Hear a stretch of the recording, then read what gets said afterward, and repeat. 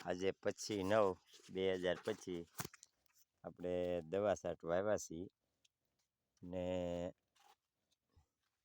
જો આ રીતનો કપાસ છે.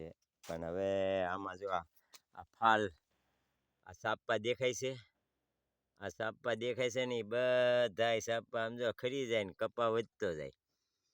અને ઝીંડવું લાગવા દે ને જો ઝીંડવું લાગે ને તો જ કપા માપનો રે, બાકી ઝીંડવું ન લાગે એટલે કપા માથાઢક થઈ જાય. જો આ બધે ફાલે એવું આવે છે, કાંઈ નથી આવતું એવું નથી, પણ હવે ઝાકળ ને મેઘગર્વો ને આ બધું આવે કે નહીં એટલે આ ખરી જાય છે અને માથાઢક કપા થઈ ગયો છે અને વધતોય જાય છે.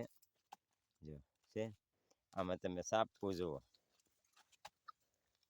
હવે આ સાપુ આ ત્રીજી વાર ફાલ ખર્યો એટલે ફાલ ખરી જાય એટલે પછી કપા વધી જાય. એટલે વધવાનું કારણ એ છે. પણ હવે આને આપણે કંઈક ડોકા કાપશું ને એવું કંઈક કરીશું બીજું હું, કારણ કે વધતો જાય છે ને એને આપણે હવે આજે દવા છાંટવાનો કાર્યક્રમ ગોઠવ્યો છે ને એવું બધું છે. જો આ રીતનું દવાનું બધું ગોઠવું છે અને એ ફુવારા ચાલુ કરીને આગળ બતાવવું.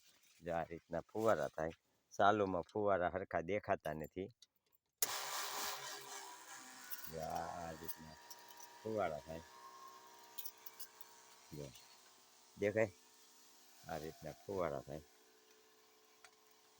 આખો કપાસ જકળાવી જ જાય આ તો દેખાડવા માટે.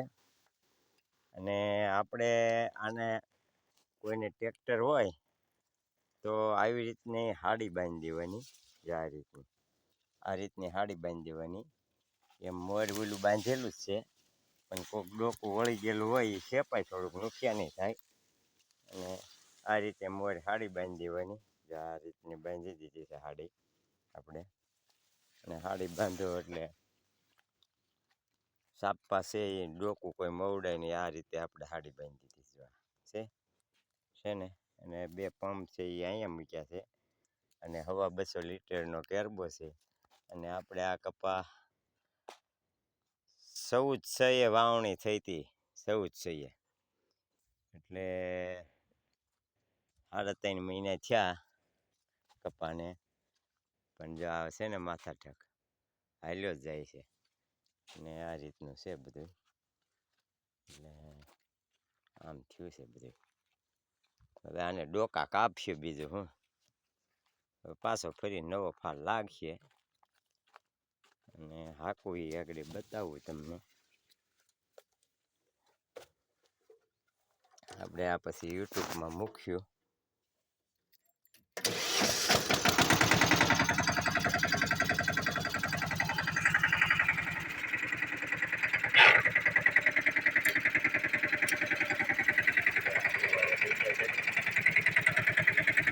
હવે આમાં બહુ માપે હાલે, ધીમું હાલે, બહુ લાંબો હાલે નહીં. ઉતાવળું આખીએ તો ડાળા ભાંગીએ. અને આ બત્રીની જાળીએ વાવ્યો 66 ઇંચનું પાટલું છે. શરીરનું હોય ને તો 60 ઇંચનું પાટલું હોય, આ 66 ઇંચનું પાટલું છે. એટલે આમ કપા ઊભો રહી ગયો છે એટલે વાંધો નથી આવ્યો. એટલે ટ્રેક્ટર હાલે, નકર આ ટ્રેક્ટર હાલે નહીં. જો આમ ફાલ તો ઘણોય લાગ્યો છે. અને ઘરે વાડીમાં છાંટું છું દવા. ધીરે ધીરે હાંકીને એને કીધું છાંટી દઈએ. પછી તો શું છે, પંપથી મારવી પડે. એટલે મછલીને એવું આવ્યું છે થોડોક. અને આમ કપા આમ નરવા છે તો વધી જાય છે ને એ મૂળ છે. આ હવે વધે નહીં એના માટે શું કરવું પડે એ કોમેન્ટમાં કરી જણાવી દો આપને. કપા વધે નહીં એવું કાંઈક થાય અને ફાલ લાગે એવું કાંઈક હોય તો એ ફોર્મ્યુલા કોઈ બતાવી દો. આપણે તો ફોર્મ્યુલા જે થાકી હતી બધી ઘટતી ફોર્મ્યુલા બધી કરી છે. પણ હવે આ બધા દવા શું છે, ખોટીના દવા બધી નકલી દવાઓ આવે અને ખેડૂતનું શોષણ થાય છે બહુ મોટું. એટલે આમાં રિઝલ્ટ કાંઈ જોઈએ એવા મળતા નથી. જે પહેલાં આજથી 25 વર્ષ પહેલાં જે 30 વર્ષ પહેલાં જે રિઝલ્ટ આવતા એવા રિઝલ્ટ આવતા નથી. લોકો કપાના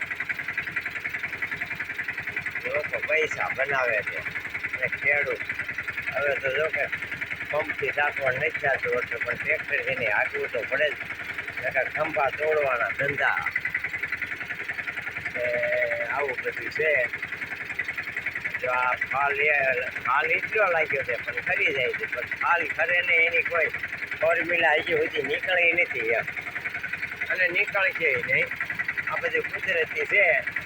અહીંયા થોડીક છે ને આ થોડાક કોઈના છોડવા વાવ્યા છે એટલે તો ઠીક આપણે હવે આપણી રીતે મહેનત થાય એ મહેનત કરવી પડે, માવજત થાય એ માવજત કરવી પડે અને આપણી બુદ્ધિથી થોડું કામકાજ કરવું પડે. પછી જે થાય એ રીતનું આયોજન કરીએ છીએ. આ તો બધું નસીબમાં હોય એ થાય. આખાજી રોજી છે એમ પપ્પા અત્યારે સારા જ છે. કાંઈ વાંધો નથી. હવા પછી ફેર પછી